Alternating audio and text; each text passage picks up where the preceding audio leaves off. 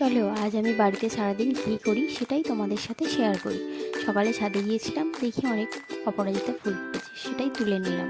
তারপর দেখি এখানে রজনীগন্ধা ফুলও ফুটেছে। এদিকে এসে দেখি ছোট্ট লেবু গাছটায় কয়েকটা লেবুও ফলেছে। তারপর আমি স্নান টান করে এসে এখানে পুজো করে নিচ্ছিলাম।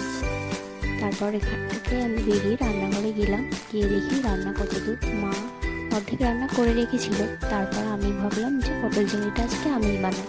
তার জন্য মাছটা ভেজে নিলাম আর আলু পটলগুলোও ভেজে নিয়েছি। তারপর কড়াই তেল দিয়ে একটু জিরে, গোটা গরম মশলা, শুকনো লঙ্কা, তেজপাতা দিয়ে তার উপরে পেঁয়াজটা দিয়ে ভালো করে ভেজে নিলাম।